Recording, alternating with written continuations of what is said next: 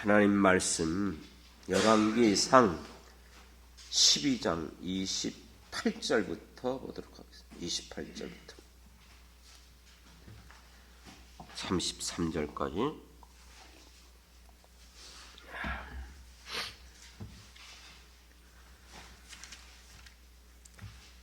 다 찾으신 줄 알고 교독합니다.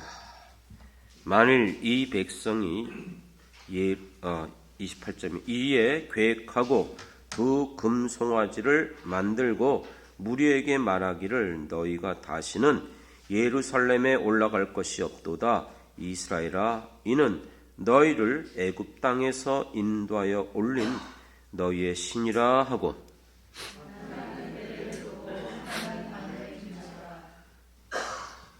이 일이 죄가 되었으니 이는 백성들이 단까지 가서 그 하나에게 경배함이더라.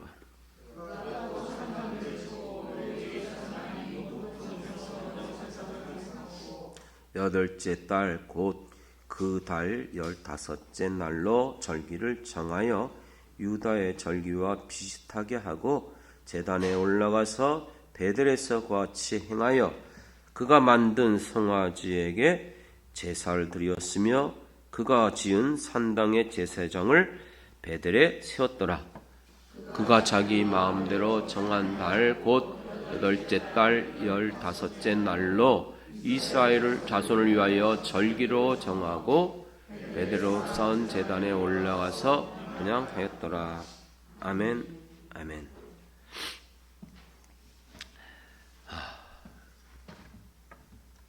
목소리를 좀 안 쓰려고 하는데 그래도 어쩔 수 없이 또 쓰게 돼서 좀 목소리가 조금 부담스럽더라도 이해해 주시고 기도해 주시길 부탁드리겠습니다.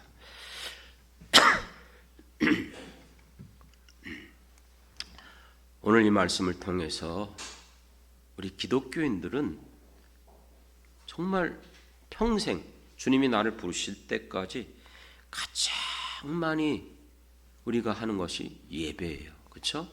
예배 없는 기독교는 있을 수가 없어요. 그런데 그 같은 예배가 정말로 하나님 앞에 드려지는 예배인지 아니면 분명히 나는 하나님 앞에 예배 드린다고 하는데 혹시 그것은 하나님이 전혀 알지 못한 도무지 알지 못하는 신, 다른 말로 표현한다면 우상 숭배하고 있는 것은 아닌가? 우리가 생각해 볼 필요가 있다는 것이에요. 우리는 늘 그냥 예배를 드려왔기 때문에 당연하고 또 그것이 정상적으로 여겼었어요. 요즘 제가 어떤 분을 만났는데 자녀가 결혼식을 한대요. 그런데 결혼식을 하는데 요구사항이 좀 있다 그러더라고요. 요구사항이 뭔가 했더니 그 아들이 결혼하는데 이렇게 하객을 맞이할 때 당연히 대개 신랑과 아버지 부모들이 나와서 이렇게 하객들을 축하객을 영접하죠. 인사하고. 그러면 신부는요? 신부 대기실에 있다가 사람들에게 안 보여주는 거예요. 예쁘고 아름다운 모습을 이제 감춰진 그 은밀한 그 신부의 고귀함을 이제 결혼식이 딱 시작하면서 신부 입장 할 때 그때 보여주는 거잖아요. 지금까지 그렇게 했죠. 그런데 신부가 신부 측 자기 부모님들하고 같이 오시는 분 모든 사람들 다 나와서 영접하겠다는 거예요. 그래서 야, 그건 좀 어색하지 않냐? 그래서 신부는 그렇게 하는 게 아니냐 했더니 요즘 그렇게 한대요. 심지어는 차마 그렇게 할 수는 없지만 요즘은 줄이 없는 결혼식이 유행입니다. 줄이 없이 결혼식을 한대요. 그리고 축하하는 것도 순서를 보면은 뭐 노래보다는 주로 요즘 뭐 댄스? 아시죠? 무슨 뭐 나와갖고 뭐 아이돌 무슨 뭐 별의별 걸 다 하더라고요. 그리고 사진들 들어오는 입구에마다 그 사진을 찍어서 이렇게 올리는 게 아니고 요즘은 또 유행이 결혼도 안 했는데 해외에 나가서 그런 거 보셨습니까? 웨딩드레스 입고 결혼 저기 한 것처럼 거기서 찍어서 그 동영상을 만들어서 이제 결혼식 때 그걸 보여주는 거예요. 뭐 이렇게 복잡한지. 그러면서 예전 분들은 아니 결혼식을 어떻게 그렇게 하냐? 그건 좀 이상하다. 아 결혼은 우리가 하잖아요. 그러니까 우리가 원하는 대로 해주세요. 그러니까 자식에게 부모가 없다고. 그 대부분 요즘 그런 추세로 바뀌고 있다는 거예요. 여러분 왜 이런 얘기를 하죠? 우리가 드려지는 예배도 한번 생각해 보십시오. 전통적인 우리 이 방식의 예배 다 같이 묵도하겠습니다. 그리고 교동문을 하고 또 사도신경을 우리가 암송하고 어떤 분들은 그래서 사도신경은 성경에 없는 건데 그걸 굳이 해야 되냐? 하나님 앞에 내 신앙을 고백하는 거거든요. 그런데 지금 현존하는 우리 모든 교회들 지금까지 역사일에 계속 우리의 신앙을 어떻게 하나님 앞에 고백할 것인가 그거를 모아서 어떤 많은 신앙 고백서 중에서 유일하게 이것이 통과되고 보편적으로 받아들인 거예요. 그러니까 이것이 가장 우리 기독교인의 나의 신앙을 하나님 앞에 고백할 수 있는 것이다. 근데 어떤 사람들은 이건 좀 그렇다. 근데 여러분 그 내 신앙을 하나님 앞에 고백하는데 이것보다 더 좋은 고백서가 있으면 얘기하십시오. 근데 없어요 사실은. 아무리 내가 이게 옳다 그래도요. 다른 교단 요즘은 이제 교단들이요 다 이게 너무나 완전히 중구난방이고 천태만상으로 다양하기 때문에 모아지기가 어려워요. 어쨌든 바로 그런 부분에 있어서 하나님 앞에 나와 내가 하나님을 이렇게 믿습니다. 예수님이 이런 분입니다. 이 땅에 예수님이 오실 것입니다. 이 모든 걸 고백하는 게 사도신경이에요. 내 신앙 고백입니다. 그리고 이 모든 것들이 사실 엄밀하면 수백 년 이상을 내려오면서 사용된 거예요. 찬송가도 그렇고. 그런데 너무 무겁고 지루하고 또 감동이 안 일어난다는 거예요. 시간도 많이 걸리고 그래서 점점 우리 현대 예배들의 모습을 보면 아주 다양하게 변하고 있어요. 저희는 뭐 아예 없어서 그렇긴 하지만 큰 교회도 불구하고 성가대를 안 하는 데도 있어요. 찬양단 중심으로 그냥 복음성가 부르고 그리고 찬양으로 시작해요. 그리고 대부분 큰 교회 이 같은 그 예배 형태를 보면 공통적인 방식이 있어요. 영상을 최대로 사용하는 겁니다. 음향을 잘 활용하는 겁니다. 그리고 조명이나 이 모든 것도 적절하게 불이 꺼졌다가 앞에만 비춰뒀다가 또 환하게 보였다가 모든 것들을 그리고 이 모든 것들이 이젠 이 온라인 매체에 맞춰서 인터넷 예배로 예배 드리지 않고 자기 집에서도 얼마든지 예배 드리고 있어요. 여러분 오늘날 많은 성도들이 어떤 형태의 예배를 선호하고 있습니까? 이 코로나 시대를 거쳐오면서 놀랍게도 이제는 많은 성도들도 이제는 이 바뀌어진 이와 같은 예배를 선호하고 그와 같은 예배를 드리겠다고 말하고 있습니다. 자, 중요한 것은 뭘까요? 내가 감동이 되고 내가 원하고 내가 바라는 이와 같은 예배를 드리는 것이 중요한 것입니까? 전혀 내 마음엔 감동은 안 되고 지루하고 졸리기도 하고 답답하기도 하고 시간만 너무 지나치게 많이 소요되는 이런 예배를 계속 고집해야 됩니까? 과연 어떤 것이 참된 예배일까? 그것을 우리가 다른 데서 누가 얘기하는 것이 중요한 것이 아니라 언제나 우리의 가장 절대적인 기준과 표준은 성경밖에 없음을 믿습니다. 그러면 성경에서 오늘 읽은 이 본문의 말씀이 어떤 사건이죠? 다윗의 아들 솔로몬이 범죄함으로 말미암아 하나님께서 이 이스라엘을 둘로 나눠지게 했어요.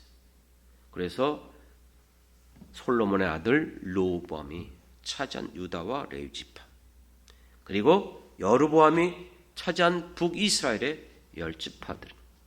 그렇습니다. 지파의 규모나 크기나 보면은 북이스라엘이 가장 강력하죠. 그럼에도 여로보암 왕은 고민이 많았어요. 염려가 많았어요. 걱정이 많았어요. 왜요? 27절에 보면 만일 이 백성이 예루살렘에 있는 여호와의 성전에 가서 제사를 드리게 된다면 이들은 다 하나님 믿는 백성이었잖아요. 그럼 하나님 앞에 예배 드려야 되는 거예요. 제사 드려야 돼요. 절기를 지켜야 돼요. 그런데 어디 가야 돼요? 성전에. 성전이 어디 있어요? 저 유다 쪽 있잖아요. 그 백성들이 계속해서 글로 내려가다 보면은 어떻게 되어져요? 마음이 뺏긴다는 거예요. 오히려 나를 죽여버리고, 그렇죠, 다시 글로 돌아갈 것이다. 불안한 거예요. 그래서 어떻게 했죠? 오늘 28절부터 나오는 게 바로 금송아지 2개를 만들었어요. 금으로 만들었으니 얼마나 값지겠습니까? 뭐 요즘 저기 보령인가요? 어디에서 예전에 지자체 그 보령 거기에서 황금박쥐를 만들었대요. 20몇 떡인가 뭐 얼마인가 엄청나게 간 그때 얼마나 욕 먹었는지 몰라요. 그 쓸데없이 그런 돈을 거기다 들여갖고 황금으로 그 뭐예요? 박쥐를 만들어갖고 그렇게. 근데 요즘 대박이래요. 왜요? 예, 금값이 너무나 올라갔고 몇백억이 된대 가치가. 왜 갑자기 얘기를 했지? 그 금송아지가 하찮은 게 아니란 말이에요. 가장 존귀하고 가장 귀한 그 금으로 만들었어요. 그리고 그것을 베델과 단에다 세운 거죠. 그리고 이것을 뭐라? 28절 하반절에 보면 우리를 인도한 신 하나님이다 이렇게 말한 거예요. 출애굽할 때도 그랬잖아요. 모세가 시내산에서 안 내려오지 않으니까 불안한 백성들이 들고 일어나고 이제 막 반란이 일어날 상황이니까 아론이 금송아지 만들었잖아요. 그러면서 이게 우리의 신이다. 지금 그런 것을 지금 또 하고 있는 거예요. 그런데 이 일을 하면서 아니 거기에다가 신전을 만들고 그곳에 하나님, 그럼 섬겨야 될 뭐가 있어야 돼요? 제사장이 있어야죠. 그런데 31절에 보면 거기에다 산당을 짓고 레위 자손이 아닌 보통 일반 백성들 중에서 뽑아다가 어느 제사장에 이렇게 된 거예요. 그렇죠? 그리고 예배를 드리고 절기를 지키려니까 어떻게 됩니까? 마음대로 자기가 정했어요. 아, 오늘이 바로 저기다. 이 날이 가장 귀한 날이다. 그래갖고 이 날에 절기를 만들어서 모든 이스라엘 백성들이 이 절기를 지키게 한 거예요. 사랑하는 성도 여러분, 이 일이 어떻게 됐다? 30절에 보면은 어떻게 됐죠? 죄가 되었으니 말하고, 이게 죄예요. 하나님 앞에서. 그리고 다음 장 13장 34절에 보면은 또 분명하게 그렇게 말해요. 이 일이 여로보암 집에 죄가 되어 그 집이 땅 위에서 끊어져 멸망하게 되니라. 이 모든 것들. 그래서 13장에서 분명히 결론을 하나님이 선언하고 있어요. 그런데 이것이 끝이 아니었어요. 이스라엘에 수많은 왕들이 나왔지만 한 왕도 악한 왕이 없었어요. 선한 왕이 없었어요. 전부 다 악한 왕이었어요. 왜 악한 왕인지 아십니까? 여러 가지 이유가 있지만 항상 왕들에 대해서 표현할 때 이렇게 표현해요. 여호와 보시기에 악을 행하여 이스라엘로 범죄하게 한 느밧의 아들 여로보암의 죄에서 떠나지 아니한지라. 지금 여로보암이 만든 이 제도, 이 예배, 이 모든 것들이 결국 이스라엘 전체에 계속적인 저주받은 죄가 된 것 성경은 증언하고 있어요. 아니, 하나님 앞에 예배 드렸잖아요. 뭐가 잘못된 것이죠? 예물도 드리고 모든 걸 그대로 했는데, 그런데 성경에 보면 하나님께서 이스라엘 백성들에게 너희들이 나를 섬길 때 이렇게 말했어요. 출애굽기 34장이나 신명기 16장에 보면 안식일과 3대 절기를 명하면서 이렇게 말합니다. 내가 명령한 대로. 누가 명령한 대로? 너희 생각이 아니고 내가 말한 대로. 내가 택한 곳에, 내가 정한 곳에, 그 성전에서, 그리고 내가 지시한 대로. 누가 지시한 대로? 하나님이. 하나님께서 예배에 대해서 분명하게 어떻게 선언했냐면 내가 명령한 대로, 내가 택한 곳에서 내가 지시한 대로 하는 것이 바로 예배예요. 어떻게 하나님께서 명하고 지시하셨습니까? 아론의 자손들만이 제사장의 직분을 감당했어요. 그렇죠? 레위 지파만이 그 일을 감당하는 거예요. 그래서 그들은 분깃이 없었어요. 그것은 하나님이 정한 거예요. 그런데 지금 여로보암은 마음대로 일반 백성들을 택해서 너 제사장이야. 자기 방식이에요. 심지어는 여러분, 아론의 아들들이라도 저주받아서 불태워 죽여버렸어요. 뭐 때문에요? 하나님이 명한 방식 뭐였어요? 정한 그 불로 하지 않았어요. 다른 불로 제사를 드렸다가 그만 끔찍하게, 아니 그거 다른 불로 했다고 제사 동일한 건데, 아니요. 심지어는 사울왕이 절대 군주예요. 왕이에요. 전쟁 중에 먼저 하나님 앞에 제사 드리고 나가야 되는데 사무엘 제사장, 선지자, 그렇죠? 오질 않는 거예요. 시간이 이제도 안 와요. 백성들은, 군사들은 사기가 떨어지고, 그래서 어떻게 했죠? 직접, 왕이니까, 아니, 왕이 정도면 모든 거 다 할 수 있잖아요. 제사 드렸어요. 예배 드렸어요. 근데 그게 어떻게 됐어요? 하나님 앞에 버림받게 되는 거예요. 그렇기 때문에 오늘 우리가 예배를 드릴 때에 우리가 드리는 정말 사람들이 좋아하고 사람들이 선호하고, 그렇기 때문에 시대에 맞게 바꿔버리고 수정하고 그렇게 한다고 해서 그것이 정말 하나님이 받으시는 예배가 될 수 있을까 고민해야 돼요. 살펴봐야 돼요. 시작하면서 오늘날 요즘 젊은 세대들의 결혼식이 바뀌고 있다고 그랬어요. 그러면 이렇게 시대가 바뀌니까 우리도 우리 자녀들 결혼시킬 때 그렇게 좀 따라가야 될까요? 그런데 놓치지 말아야 될 게 있어요. 세상 사람들께 해도 상관없어요.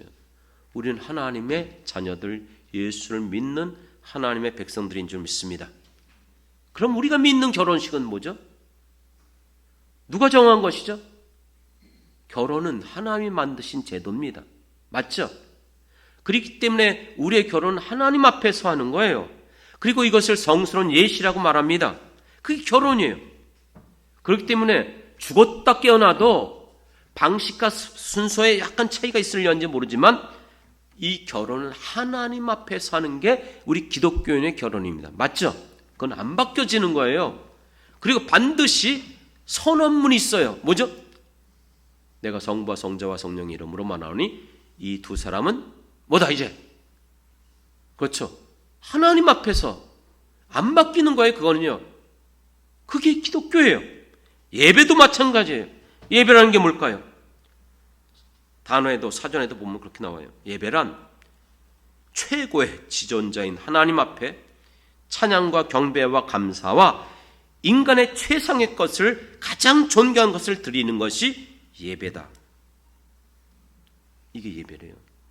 그러니까 우리가 하나님 앞에 모든 것, 찬양, 경배, 감사, 내가 가지고 있는 가장 존귀한 것으로 드려지는 것들, 그것이 예배예요. 그래서 예배는 성도들이 하나님을 향한 최고의 행위입니다. 최고의 행위, 최선의 행위, 최상의 행위예요. 이해가 되십니까? 가장 최고고 최선을 다해서 가장 존귀한 것으로, 그게 우리의 예배예요. 그런데 예수님은 당시 이스라엘 백성들이 하나님 앞에 예배드리는 것, 경배하는 것을 어떻게 평가하셨죠? 마태복음 15장 8절 9절에 보면은 이 백성이 입술로는 나를 공경하지만 마음은 내게서 멀도다. 사람의 계명으로 교훈을 삼아 헛되이 나를 경배하는도다. 다시 말하면 도무지 알지 못하는 신에게 너희가 지금 하나님 앞에 예배드린다, 경배한다고 했지만 아니라는 거예요. 도무지 알지 못하는 헛된 신에게 헛되이 경배하고 있다는 거예요. 이 어처구니 없는 책망을 받는다면 이것처럼 황당한 일이 어디 있겠습니까? 여러분, 그렇기 때문에 우리가 드려지는 우리의 예배가 하나님이 기뻐하시고 하나님이 받으시며 하나님께서 우리에게 축복하는 시간 되길 원합니다. 하나님은 지금도 어떤 자를 찾는다? 예배하는 자들을 찾고 계세요. 하나님 예배를 기뻐하세요. 왜요? 자기를 높이고 자기를 인정하고 자기에 와서 찬양하잖아요. 그렇기 때문에 예배하는 자를 찾으시는 하나님은 어떻게 예배하는 자? 그렇죠. 신령과 진리로. 이게 무슨 뜻인지 아십니까? 영으로서 예배드리는 거예요. 그리고 진리, 주의 말씀대로, 주님이 명한 대로, 주님의 기쁜 뜻대로, 주님이 우리에게 요구한 대로. 그런데 이와 같은 예배가 이스라엘 백성들이 언제부터 변질된지 아십니까? 가나안 땅에 들어가면서부터예요. 왜요? 발달한 농경사회, 그리고 이방민족의 현란하고 아주 눈에 자극적이고 사람의 감성들을 건드려주는 우상이 있었잖아요. 우상에 숭배하는 그 방식들이 자극적인 거예요. 굉장히 현란해요. 제가 전에 개척했을 때요, 제 상가 건너편에 나중에 알고 봤더니 정명석 교회가 왔었어요. 상가교회. 그건 우리보다 큰. 근데 젊은 애들이 얼마나 많이 모이는지 뭐예요. 그럼 뭐 하나 하고 그런데 얼마나 요란한지 몰라요. 봤더니 그 쇼쇼쇼 이런 데서 나오는 여자애들처럼 예쁘게 차려입고 옷들도 그렇게 입고 하고서 거기서 그런 댄스를 하면서, 그러니 젊은 남자애들이 정말 입에 침이 흘리고 그냥 난리 나는 거예요. 이게 예배예요? 아무리 요란하고 많은 사람들이 좋아하고 그렇게 한다고 해서 그 예배 아니에요. 그런데 가나안 땅에 들어가면서부터 이게 바뀌어지는 거예요. 이방 민족의 우상 숭배 특징이 뭔지 아십니까? 눈에 보는 것을 따라. 모든 게 눈에 보기 좋아야 돼. 다. 그렇기 때문에 모든 것들이 굉장히 자극적이에요. 감각적이에요. 사람의 본성을 자극해요. 그래서 제사 드리는 것보다도 그 후속 알잖아요. 반드시 우상 숭배는 무엇과 연결되어 있죠? 음행과 연결돼요. 은밀한 곳에서 수없이 이와 같은 일들이 일어나는 거예요. 그러면 생각해봐요. 우상이 뭐예요?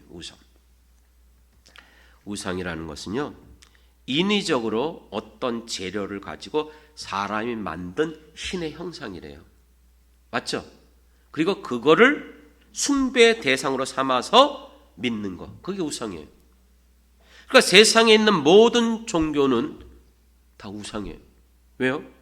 사람이 만든 거기 때문에. 사람이 고하는 거기 때문에. 우상은 사람이 만들고 사람이 고안했어요.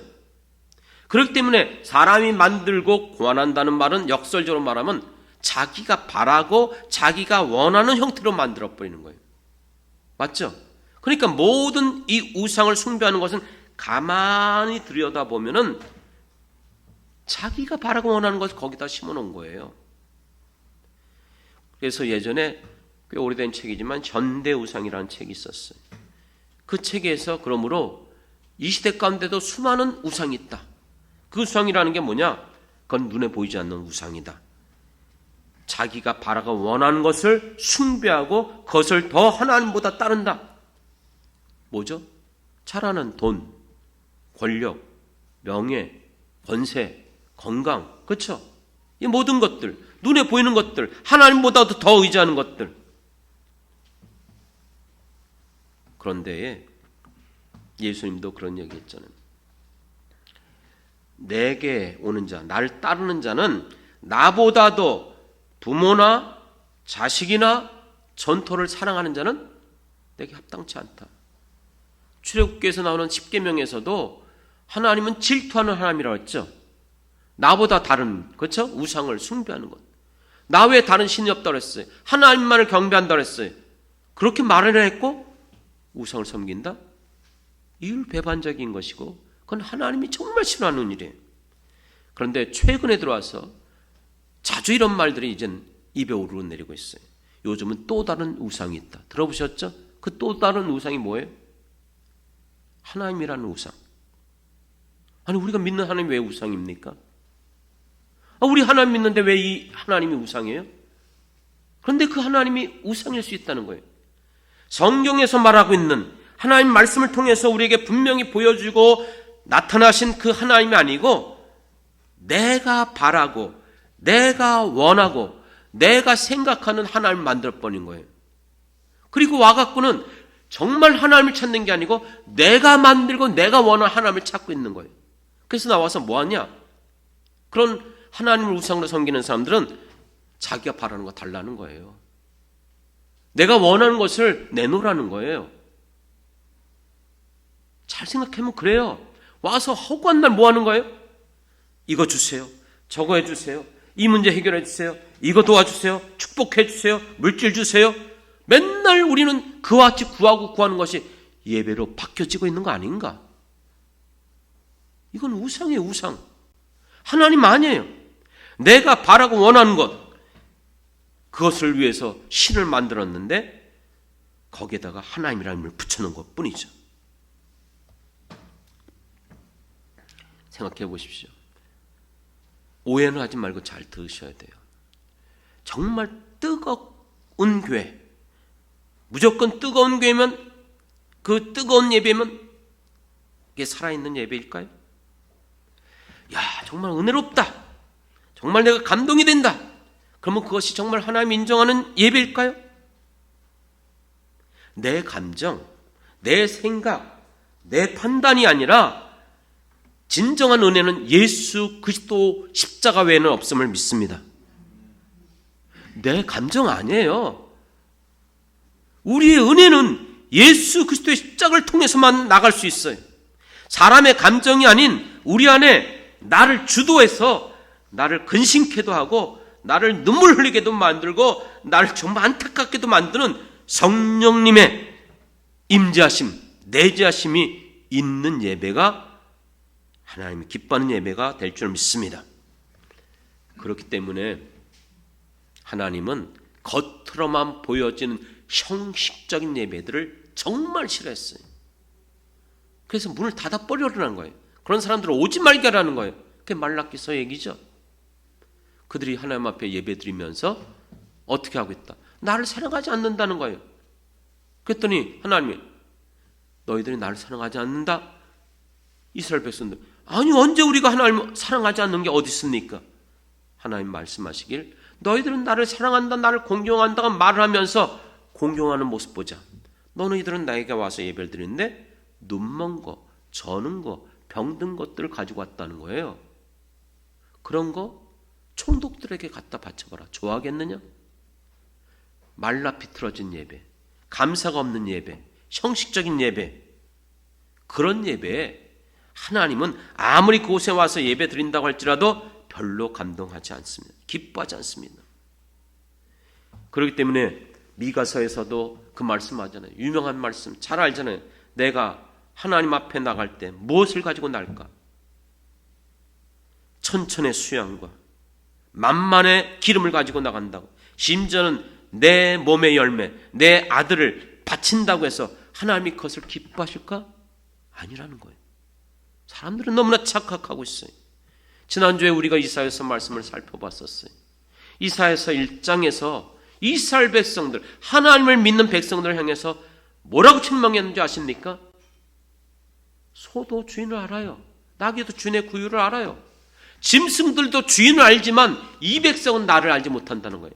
내가 어려서부터 너희들을 양육했는데, 너희들을 지금까지 이렇게 이끌어왔는데, 책임져 주었는데 오히려 너희들은 소돔과 고모라 성 백성들과 같다는 거예요.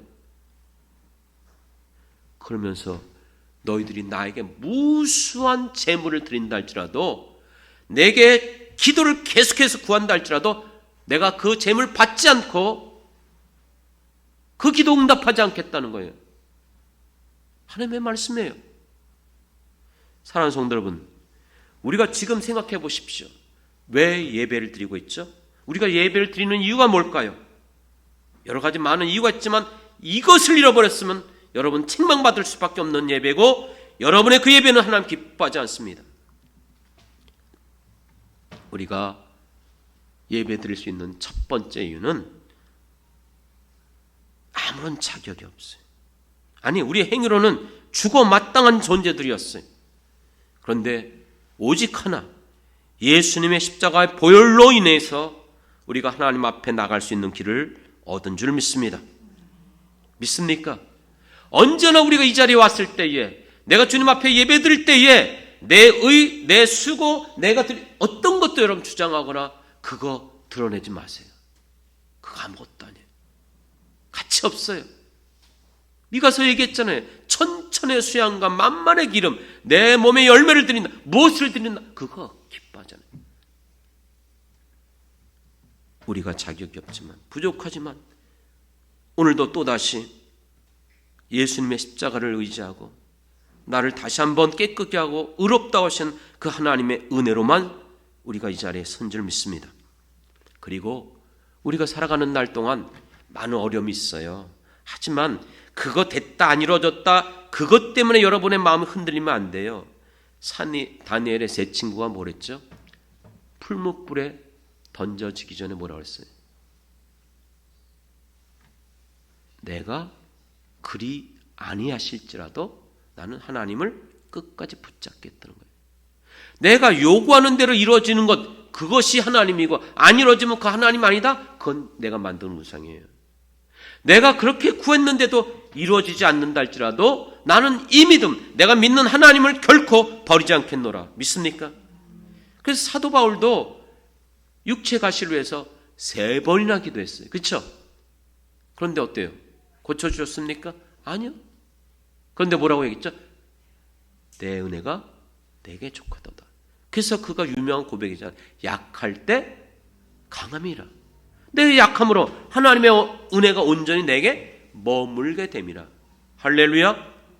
그렇기 때문에 여러분, 우리가 하나님 앞에 드려지는 예배는 내가 바라고 원하는 것을 얻고자 하나님 앞에 찾아 나온 것이 아니라, 그래서 예배를 드리면서 내 요구서를 써서 청구서를 하나님 앞에 내밀고, 오늘 예배 시간에 이거 안 해주시면 하나님 죽어 있는 거예요. 살아계신 분이 아니에요. 하나님, 이러면서 여러분 공갈 협박하는 게 예배가 아니라니까요.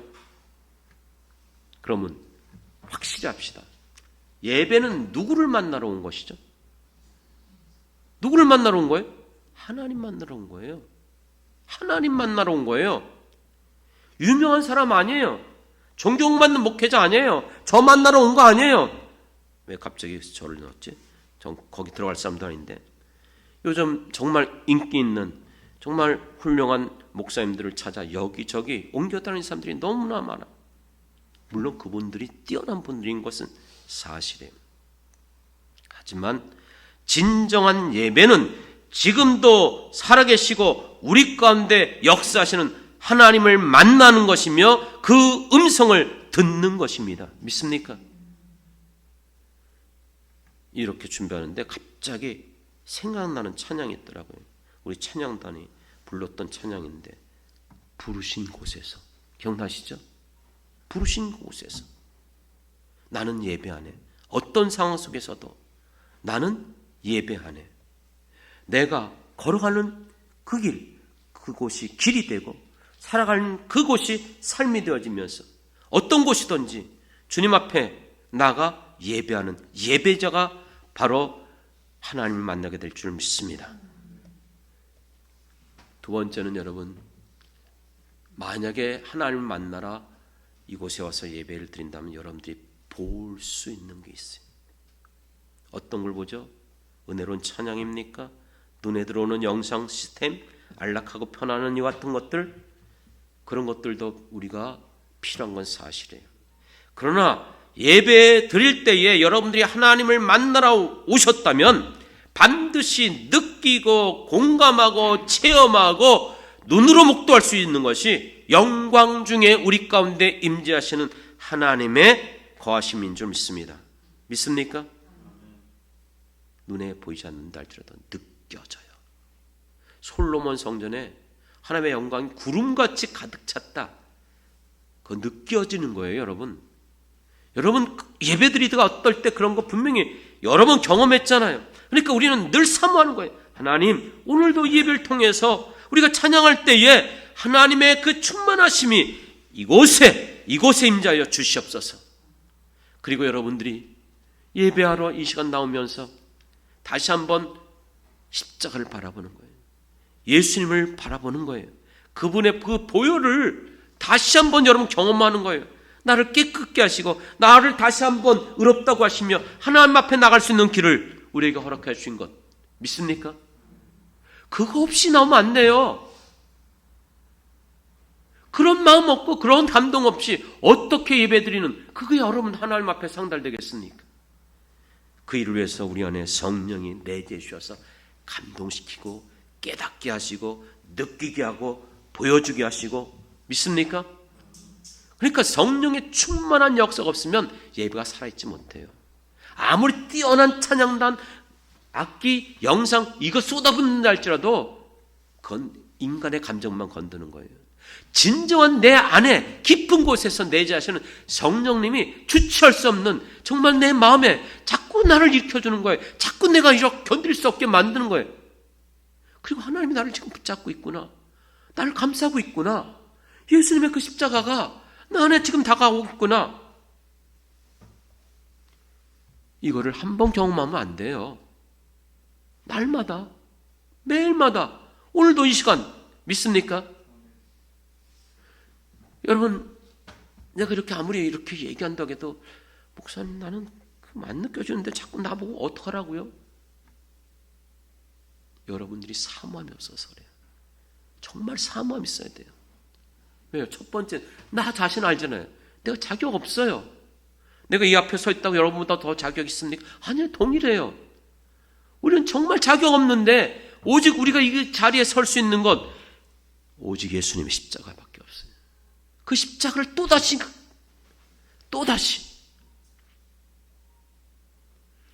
그리고 선물로 누굴 주었죠? 성령 주셨잖아요. 성령이 내 마음을 주도해 주세요. 강팍한 마음, 딱딱하게 굳어진 마음 이것을 녹아주세요. 이것을 다 제거해 주세요. 그래갖고 내가 온전히 사모함으로 두 손 들고 하나님 앞에 나갈 수 있도록 우리를 변화시키는 분이 우리 성령님이신 줄 믿습니다. 사랑하는 성도 여러분, 말씀을 맺겠습니다. 왜 우리가 우상 숭배하는 것이 아니고 참된 예배자가 되어야 되는지 아십니까? 갈멜산에서 수백 명의 우상 숭배자들이 바알신을 아세라신을 별의별 방법 온몸을 찢고 피 흘리면서 카타르시스 아주 몰입해갖고 완전히 자기를 잃어버리면서 그런 정말로 엄청난 제사를 드렸어요. 어떤 것도 일어나냐? 당연하죠. 우상이었기 때문에, 죽어있는 신이기 때문에. 하지만 엘리야는 살아있는 하나님을 향해서 외치며 그가 하나님 앞에 제사 드렸을 때 하늘로부터 불이 임하게 된 줄 믿습니다. 그럼 이제 말씀드리겠습니다. 여러분, 우리의 힘으로 능으로 할 수 없는 문제, 지난 한 주간도 앞으로도 여전히 많아요. 가정의 문제, 자녀들의 문제, 직장의 문제, 우리 교회도 또 문제, 또 살아가면서 여러 가지 질고의 문제. 그러면 예배는 하나님 만나고 하나님 앞에 드려지는 거니까 그럼 우리는 예배 드리면서 하나님 도와주세요, 해결해 주세요, 고쳐주세요. 이거 전부 다 인간적이고 인위적이고 자기중심적인 예배입니까? 우선순위가 잘못된 거예요. 예배는 온전히 하나님만 높이고 하나님만 인정하고 하나님만 의지하고 하나님만을 바라보는 거예요. 그 음성을 듣는 시간이에요. 믿습니까? 그럴 때 이 모든 문제를 해결해 주는 게 누구시죠? 하나님이시잖아요. 어렵습니까? 쉽게 말씀드릴게요. 주객이 전도되면 안 된다는 거예요. 어떤 분이 설교하면서 그렇게 말씀하시더라고요. 정말 어떤 어려움을 겪는 사람이 있었다는 거예요. 근데 누구도 이 사람을 해결해 주지 못했어요. 노숙자같이 살아가는 거예요. 가족도 돌아보지 않아요. 지인들도 다 잃어버렸어요. 버려진 채 소망 없이 낙심한 채로 살아가고 있어요. 어느 날 그의 사정을 들은 사람이 전혀 알지도 못하는 거예요. 안면도 없어요. 그래갖고 그분에게 와서 불쌍히 여겨달라고, 그 사람 해결해달라고 요청을 했어요. 그래서 그를 알지도 못하지만 안면도 없지만 불쌍히 여겨주고 해결해줬어요. 근데 이 사람이 또 찾아왔어요. 그리고 자기 사정을 얘기하면서 도와달라고 요청하는 거예요. 근데 이게 한 번이 아니에요. 올 때마다 완전히 바뀐 거예요. 도와달라는 거예요. 이거 내놓으라는 거예요. 그렇게 계속 자기 요청사항만 얘기하는 거예요. 그래서 이 사람은 안 되겠다. 아예 만나지도. 사실 저도 이런 사람들을 많이 봤어요. 오히려 나중에는 당연한 것처럼 요구하는 분들도 있어요. 감사하지도 않아요. 이해가 되십니까 지금? 우리가 자격이 없어요. 받을 만한 어떤 것도 없어요. 그런데 이와 같은 우리를 구원해 주셨잖아요. 용서해 주셨잖아요. 모든 거 주셨잖아요. 그런데 우리는 하나님 앞에 나와서 예배 드린다는 건 뭐예요? 그 일에 감사하는 거예요. 그렇죠? 그걸 기뻐하는 거예요. 그걸 높여 찬양하는 거예요. 어떤 요구사항을 하는 게 아니라니까요. 맞죠? 이걸 잘 여러분들이 이해를 하셔야 이후로부터 여러분들의 예배가 정말 하나님 기뻐하는 예배가 될 수 있는 거예요. 이거 이해하지 못하면 또다시 예습관처럼 예배드려요. 우리는 그냥 하나님 앞에 나와서 도와주세요, 해결해 주세요, 안 주시면 안 돼요, 이런 게 아니고 그냥 감사한 거예요. 기쁜 거예요. 어떻게 하면 내가 주님을 위해서 그런데 이렇게 내가 예배드리고 하나님을 높이고 찬양하는 이 모습을 누가 기뻐하고 누가 감동받는가? 하나님이세요. 믿습니까? 하나님이세요. 저도 여러분 했잖아요. 저 어떤 분 만날 때 이거 도와주세요, 이 문제 해결, 나 한 번도 그런 적 없어요. 그런다고 도와줄까요? 착각하지 마세요. 하나님이 복의 근원이에요. 그걸 해결할 수 있는 유일한 분은 하나님밖에 없어요. 하나님이 해결해 주셔야 되는데 우리는 청소 올리고 지금 뭐하러 나온 거예요? 예배라고 분명히 했잖아요. 예배는 온전히 절대자인 하나님만을 높이고 하나님만을 찬양하고 하나님만을 섬기는 거예요. 이게 100%. 여기에 인간의 어떤 행위, 인간의 어떤 요구, 그거 예배 아니에요. 근데 이게 이상하게 이스라엘 백성들이 가나안 땅에 살면서 점점 변질됐던 것처럼 오늘날 결혼식이 변질되어지는 것처럼 예배도 점점 변질되어져 가고 있어요. 우리의 입맛에 맞게 내가 바라고 원하는 스타일로 내가 감동받고 너가 기뻐하고, 정작 주인공은 하나님인, 뭐지? 지금 누구한테 예배 드리는 거지? 쟤네들은 왜 혼자 기뻐하지? 그리고 나한테는 왜 저렇게 큰 소리 치고 있지? 여러분, 모든 예배를 받으시는 이는 오직 하나님 한 분인 줄 믿습니다. 온전한 예배로 하나님 앞에 나갈 때에 그거는 여러분 기복신앙이 아니에요. 그리고 그게 목적이 아니에요. 하나님이 알아서 너무나 우리를 긍휼히 여기시잖아요. 불쌍히 여기시잖아요. 맞죠? 그러니까 때마다 시마다 하나님이 때를 따라 돕는 은혜 주시는 것이고, 내게 일어난 모든 일들 하나님의 주권 가운데 일어난 거예요. 안 좋은 것도, 사건도, 여러 가지 일도, 질병도, 모든 것들이. 제가 얘기했잖아요. 저도 이거 아팠을 때 3년 전에 이거 수술하면서 너무나 고생하고 너무나 힘들었지만 그게 저한테 축복이었어요. 정말 다 말하기가 어려워요. 근데 그게 오히려 축복이었어요. 그러니까 이 모든 것은 누가 바꾸신 거예요? 하나님 바꾼 거예요. 모든 일 속에서 우리는 절대적으로 하나님만 신뢰하고 절대적으로 하나님만을 의지하고 절대적으로 하나님만을 믿으면서 하나님 앞에 나가는 게 필요해요. 그러면은요, 저는 단언할 수 있어요. 여러분의 삶 가운데 내가 지금까지 살아오면서 경험해 보지 못했던 놀라운 일들이 일어날 거예요. 믿습니까? 왜요? 하나님이 하시니까. 그런 일들을 일으켜 주실 거예요. 그런 일들이 우리에게 정말 신묘막측하신, 내가 기대하고 생각하고, 지금까지 저도 내가 기대하고 생각했던 그 방식을 안 하시더라고요. 전혀 상상할 수 없는, 정말 기대할 수 없는 방식. 이미 몇 사람은 알고 있지만 이제 마지막입니다. 마지막이라고 해놓고 또 한 번 더. 이 마지막이에요. 정말 마지막이에요.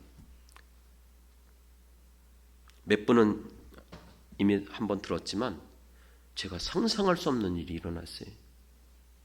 저희 아버님이요, 저한테 11조를 보내주셨어요. 저희 아버님이요. 믿지 않으시네? 당연하죠. 2년 전에 저희 아버님 10월 1일 날 재작년에 돌아가셨어요. 근데 우리 아버님이 저한테 11조를, 그것도 100만 원이나 보내줬어요. 믿으세요? 어떻게 된 줄 아십니까? 알고 봤더니 저희 아버님이 전쟁 6.25 참전용사거든요. 그리고선 돌아가셨는데 보상금이 나온 거예요. 보상금이 1,000만 원이 나왔대요. 그러면서 우리 모든 형제들이, 식구들이 아버지가 생전에 제가 목회를 하는데 제대로 돕지도 못하고 늘 마음에 아프셨대요. 걱정되고 좀 미안했대요. 그래서 이거는 아버지가 받은 거니까 그걸 11조를 우리 교회로 보내겠다. 그래서 갑자기 생각도 안 한 그 11조 헌금이 우리 아버님을 통해서 보내주신 거예요. 별로 안 놀라시네. 생각할 수 없는, 기대할 수 없었고 상상도 못했던 이런 방식으로 일하시는 게 하나님이에요. 믿습니까? 하나님이 행하시는 것들은 우리의 모든 이성과 경험과 세상의 모든 것들을 넘어서시는 분이에요. 그러니까 오직 우리는 하나님만을 신뢰하고 하나님만을 의지하고 하나님만을 찾는 거예요. 지난주 기도회, 밤기도에 나오신 분들 아시잖아요. 하나님이, 이스라엘 백성들이 하나님을 찾지 않아요. 의지하지 않아요. 왜요? 그들이 의뢰하는 것들 있다 그랬죠? 세상의 것들. 그러니까 하나님 어떻게 하겠다 그랬죠? 너희들이 의뢰하는 것들, 의지하는 것들 다 찾아내서 다 제거해버리겠다, 없애버리겠다는 거예요. 하나님보다 더 의지하지 마십시오. 하나님만을 의지하고 하나님만을 찾고, 그것이 우리의 예배예요. 우리의 찬양이고 우리의 기도이고, 그러므로 하나님 앞에 이와 같은 예배를 드릴 때에 하나님 믿으셔서 여러분들의 모든 속사정 아시는 하나님이 때마다 시마다 여러분들의 구하는 것 그 이상으로 하나님이 책임져 주시고 도우시고 응답해 주실 줄 믿습니다. 이와 같은 날마다 정말 주님이 함께하는 영광 중에 우리 가운데 거하시는 주님이 우리 곳에 임재하는 그 예배를 드리길 주님의 이름으로 축원합니다.